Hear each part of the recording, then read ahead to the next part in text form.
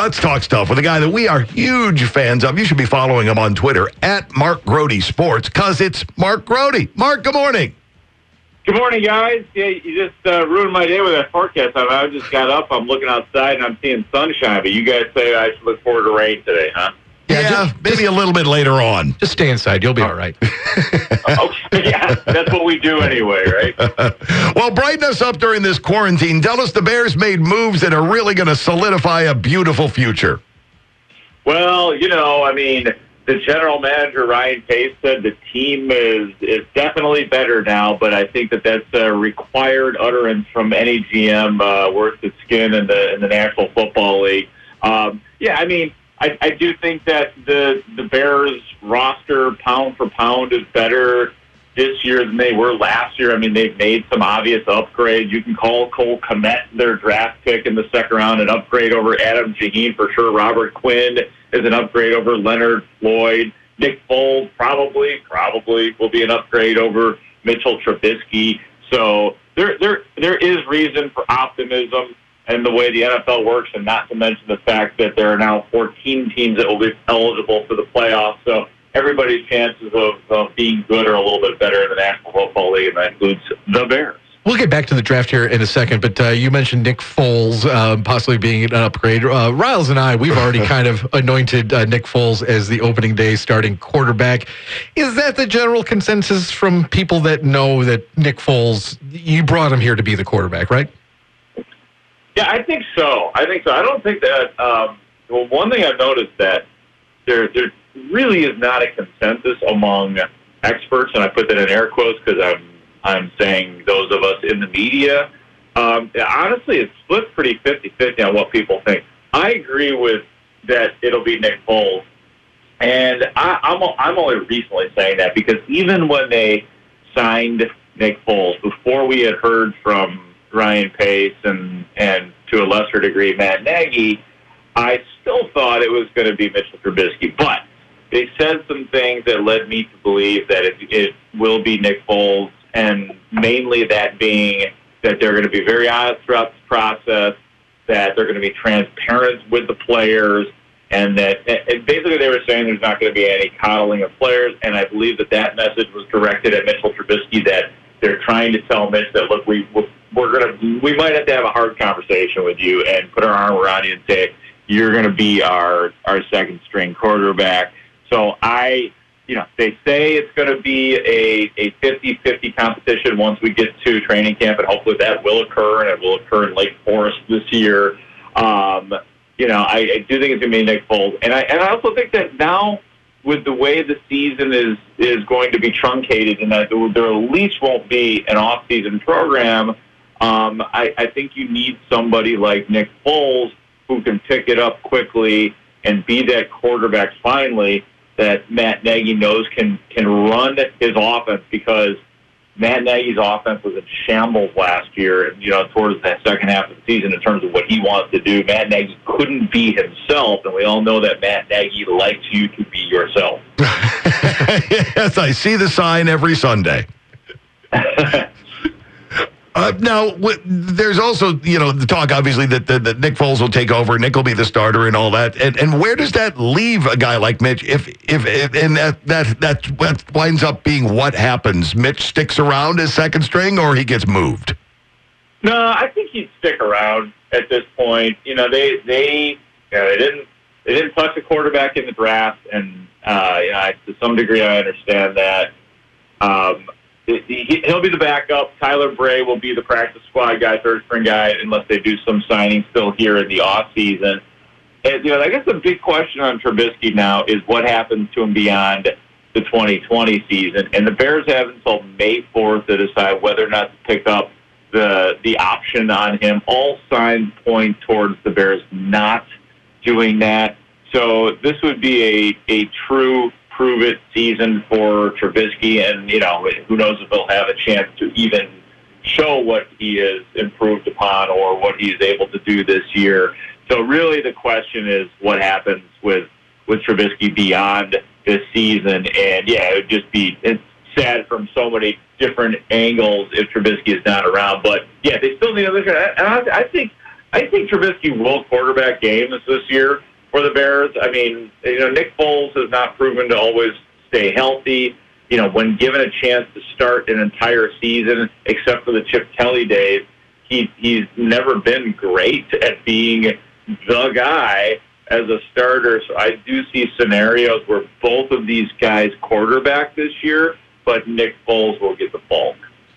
Moving back to the Bears draft that they just did, their first pick, Cole Kmet, tight end out of Notre Dame, out of Barrington. The local news on him, we've plenty of scouting reports out here. I've heard the baby Gronkowski be used to describe him. What kind of player are they getting out of him? Yeah, also RoboCop has been used to describe it. So RoboCop. He's got the physical tools. He's 6'6", 262, runs a 4.7 40-yard dash. What kind of a player are they getting? You're getting, first of all, one of the things that Ryan Pace told us before the draft started is they want high IQ, high character guys. You can check both the boxes on Cole Kmet in that. I think they're getting a really good player. I don't know, though, that Cole Kmet makes an impact from game one of the season. I don't know if he is, in other words, a plug-and-play player. And I only say that because there was some injury trouble for him at Notre Dame. He also had a huge focus on baseball as well at ND. So, in other words, he's still a developing player. Like as Pace said, and I actually agree with what Pace said, he's just scratching the surface of what he can be. I think he's going to be a really good, solid pro eventually, but I do think it's going to take a little bit more time than what people are thinking. He's a classic wide tight end, inline tight end, can line up next to the tackle, but this is a guy who is good at running routes.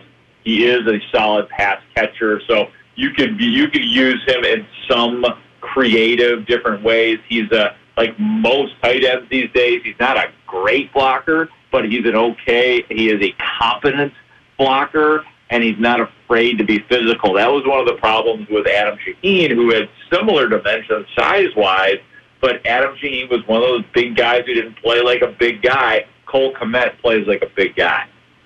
Now, defensively, that's been always something that the Bears fans, regardless of how things have shaken out, can get excited about, and it appears that we've got good reason to feel good defensively this year.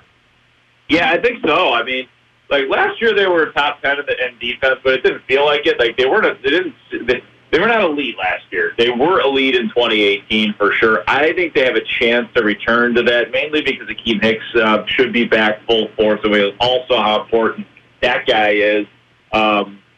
When he went down in the London game against the Raiders.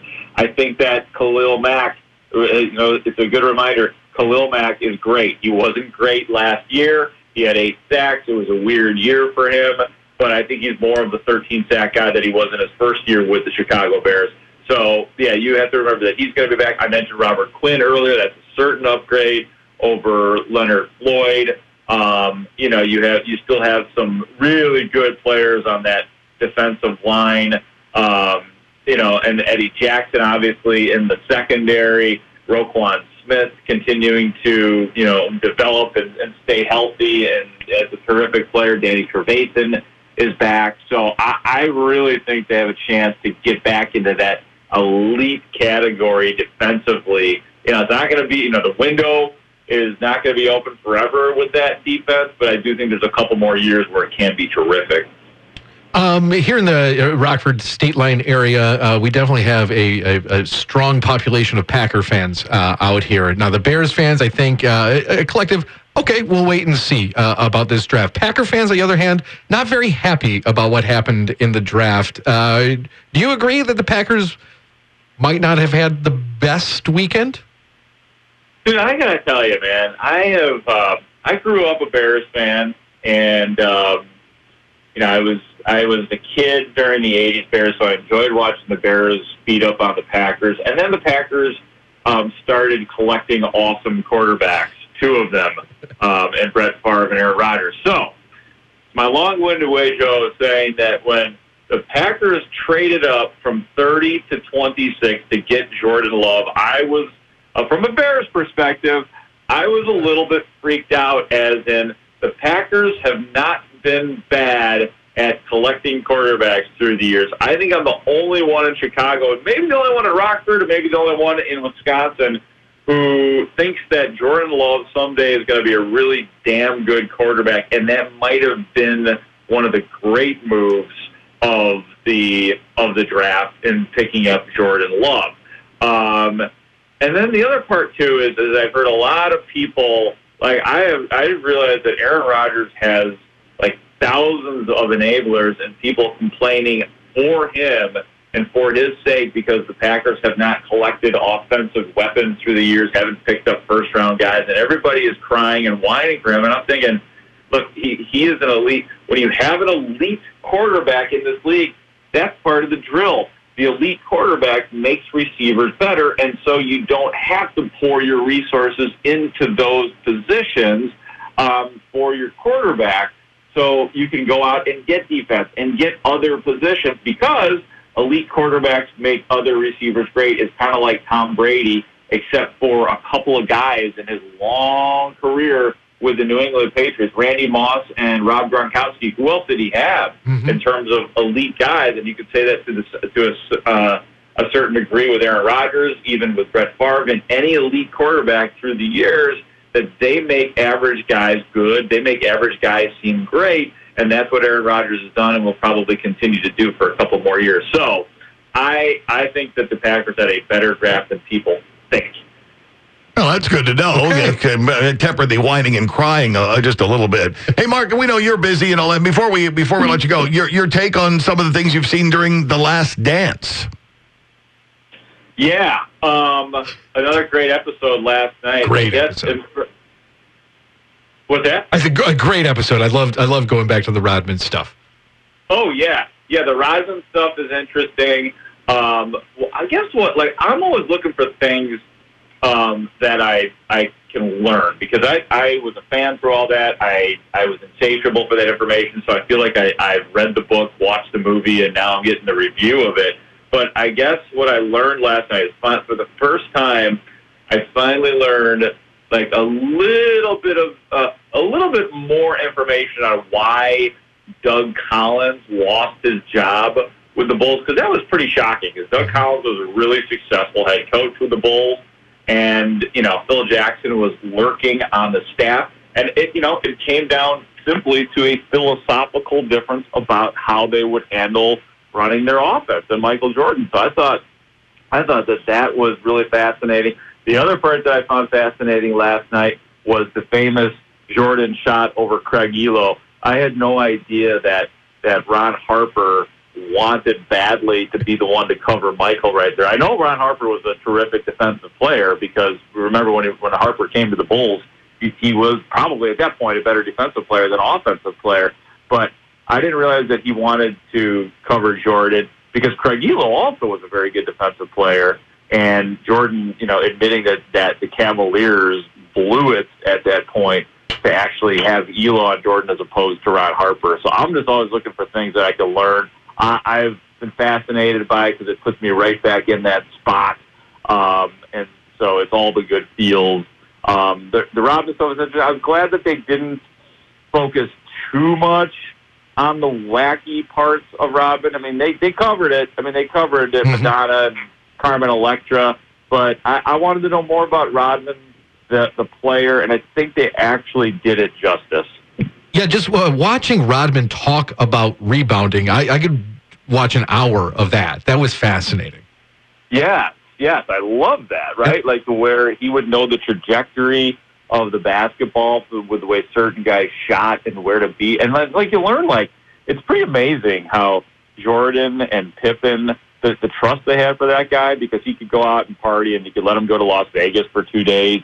But they knew that this guy, like you talk about, we always use sports IQ. I already used it once during this conversation. It seems like Rodman had as high as an aptitude for the game as anybody who's ever played it. No, it was a good episode for Rodman. And it was also nice to see that everyone still hates the Pistons and Isaiah Thomas to this day. Especially Horace Grant. That was great. Mark, thanks a lot for joining us, pal. Next time some Bears news pops up, we'll give you a call, all right? All right, guys. Have a good morning, and say hello to Rockford for me. Take Will care, guys. do. Will do, buddy. Thank you. There's our friend Mark Grote at Mark Grote Sports. You can follow him on Twitter. He's a great follow. Does a wonderful job with the Bears, just like he did with the Cubs.